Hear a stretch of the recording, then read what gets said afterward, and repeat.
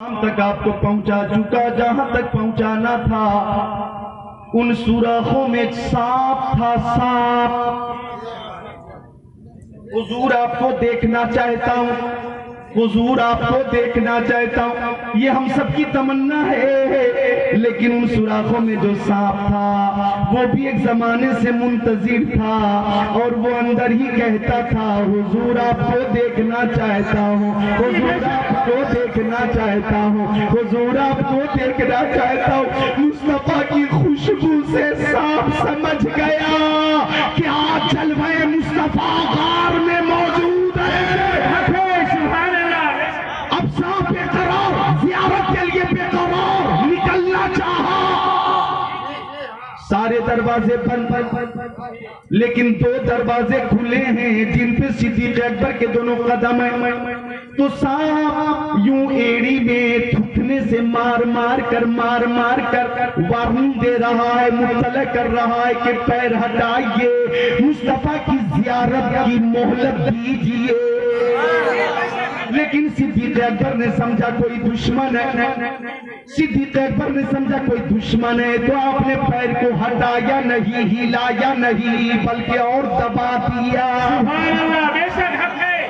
اب سانپ کی بے قراری بڑھی, زیارت کے لیے بے قراری بڑھی, درشن کے لیے بے قراری بڑھی, اور آقا کے دیدار کے لیے جب سانپ بےتاب ہوا, بے قرار ہوا, تو سانپ کی بےتابی اتنی بڑھ گئی کہ مفتی اعظم شہزادہ اعلیٰ حضرت کا ایک شعر میں پیش کرتا ہوں, کتنی بڑھ گئی. سانپ کی بے قراری کے شربت دید نے اور آگ لگا دی دل میں, شربت دید نے اور آگ لگا دی دل میں, تپش دل کو بڑھایا ہے بجھانے نہ دیا, تپش دل کو بڑھایا ہے بجھانے نہ دیا. اور شعر پہ آنسو روک لینا, اس شعر پہ آنسو روک لینا, بلکہ نہ رکے تو بہا دینا, اور یہ بہانا آنسو اگر قبول ہو جائے تو انشاءاللہ رحمت بھی قریب ہو جائے گی. اللہ اللہ, شربت دید نے اور آگ لگا دی دل میں, تپش دل کو بڑھایا ہے بجھانے نہ دیا. میرے اعمال کا پتیلا تو جہنم ہی تھا, میرے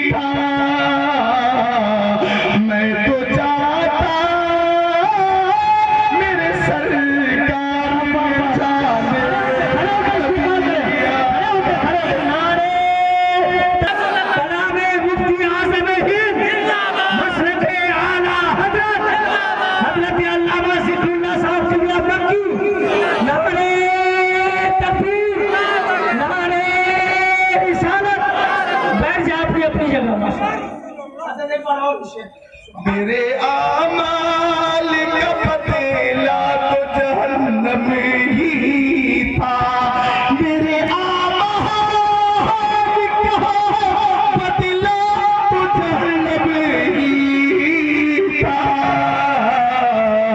میں تو جاتا میرے سرکار نے جانے نہ دیا, میں تو جاتا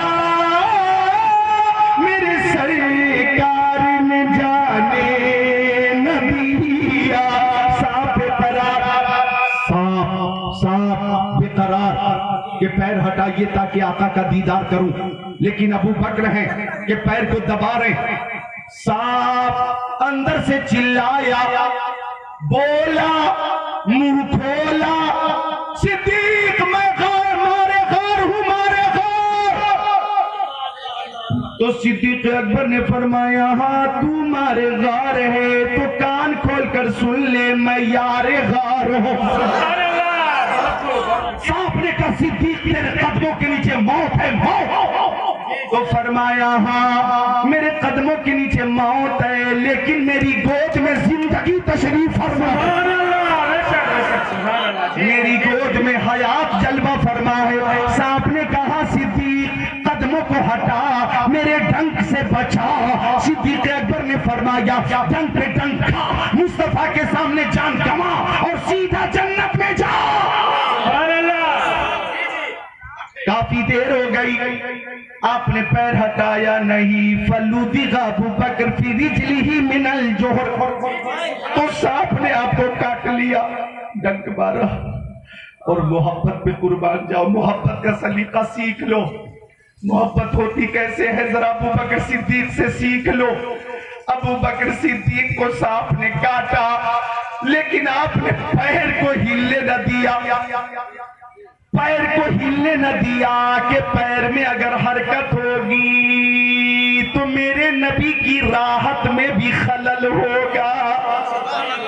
مصطفیٰ کی راحت کو پیش نظر رکھے ہوئے اور گویا توجہ چاہوں گا، محبت پہ قربان ہو جاؤ، گویا ابو بکر نے سوچا کہ جان دے کر بھی مصطفیٰ کی راحت کا خیال رکھوں گا۔ نعرہ تکبیر، نعرہ رسالت، نعرہ حیدری، غوث قدامن، خواجہ پیا قدامن، مخدوم سمنا قدامن، اعلیٰ حضرت قدامن، مسلک اعلیٰ حضرت، بستی بستی قریہ قریہ، حضرت علامہ مولانا ذکر اللہ مکی صاحب قبلہ۔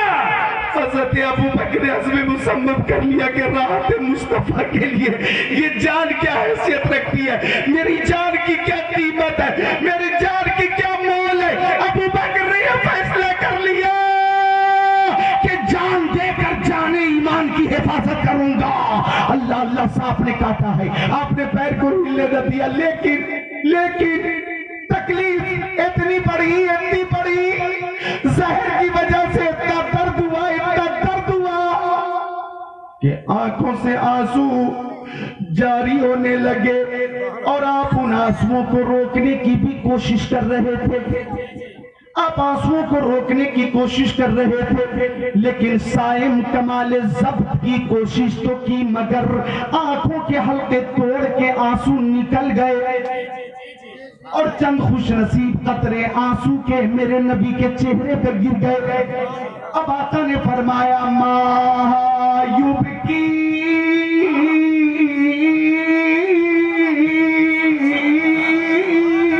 کا یا ابا بکر، او ابو بکر آپ کو کی چیز نے رلایا؟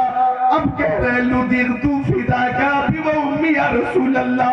ایسے وقت میں بھی ذرا الفاظ دیکھیے ادب کے، کہتے ہیں میری ماں میرے باپ آپ کے قدموں پہ قربان، آقا مجھے سانپ نے کاٹ لیا۔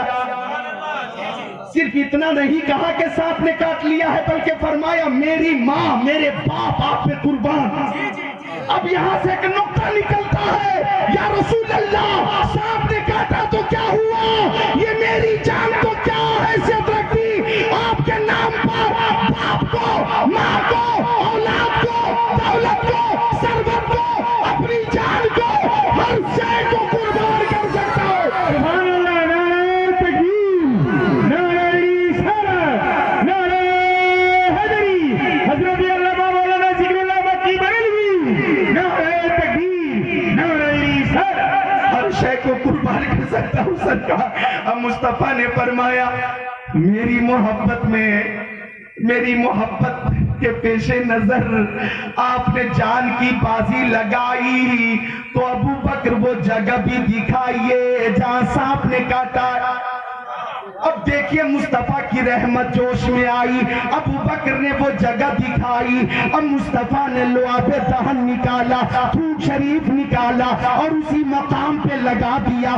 فرمایا ابو بکر کیسا محسوس کر رہے ہیں؟ جواب دیا یا رسول اللہ سانپ کا زہر دور ہو گیا اور پیر کی طاقت پہلے سے زیادہ ہو گئی۔ غیر کی طاقت میں اضافہ ہو گیا. اب وہیں پہ اعلان ہونے لگا زمانے کے سارے مریضوں سے کہہ دو. خود کو روک نہیں پاؤ گے کہ زمانے کے سارے مریضوں سے کہہ دو مدینے میں آقا دوا دے رہے ہیں. شیر پہ تو علماء نعرہ لگائیں گے کہ نہ چھوڑیں گے ہم دامن اعلی حضرت, نہ چھوڑیں گے ہم دامن اعلی حضرت. وہی تو نبی کا پتا دے رہے ہیں. نعرہ تکبیر, نعرہ رسالت, نعرہ حیدری, غوث کا دامن, خواجہ پیا کا دامن, مسلک اعلی حضرت, علم کا دریا, فیض کا دریا, بستی بستی کریا کریا, حضرت علامہ مولانا ذکر اللہ مکی. سبحان اللہ. بہت اب ایک بات بتاؤ, یا دانشور حضرات بیٹھے ہوئے, جناب مفیظ الدین صاحب, جناب غلام ربانی بھائی, جناب صدام صاحب, جناب قمر الزما, سب بیٹھے ہوئے اور ادھر بھی سب دانشور ہیں. میں ایک سوال کرتا ہوں, کوئی بھی گستاخ رسول مصطفیٰ کے حوالے سے معمولی سی بھی گستاخی کرنا چاہے تو سینے پہ چڑھ کے جواب دے دینا. میں وہ جواب دینے والا ہوں. بتاؤ, اگر آپ کی آبادی میں کسی کو سانپ کاٹ لے, خدا نہ کرے کہ ایسا ہو, فرض کرو کہ اگر کاٹ لے اور کوئی گستاخ رسول بولے کہ میں تھوک لگا دوں گا تو زہر دور ہو جائے گا, تو بولو آپ لوگ کیا کرو گے؟ اس کے اوپر اتنا تھوکو گے, اتنا تھوکو گے, اتنا تھوکو گے کہ تھوک میں ڈوب جائے گا اور بہہ کر پھول بھریا اور راج محل پہنچ جائے گا. آپ کہیں گے کہ کہاں تیرا تھوک اور کہاں مصطفیٰ کا لعاب دہن. ارے تمہارے تھوک سے بدبو آتی ہے, تمہارے تھوک پہ پابندی لگائی جاتی ہے. شہروں میں جا کر دیکھ لو, تختی لگا دی جاتی ہے, یہاں تھوکنا منع ہے, یہاں تھوکنا منع ہے, یہاں تھوکنا منع ہے, یہاں تھوکنا منع ہے. ایک جگہ لکھا تھا گدھے کا پوت یہاں مت تھوک, تھوک پہ پابندی. پتہ یہ چلا, ارے تم تھوک زہر پر ڈالنا چاہو تو لوگ تمہیں پاگل کہیں اور تمہارے تھوک سے بدبو آئے. اب مجھے کہنے دو, جب ایک تھوک دوسرے تھوک کے برابر نہیں تو نبی اور امتی کیسے برابر ہو سکتے ہیں؟ سبحان اللہ.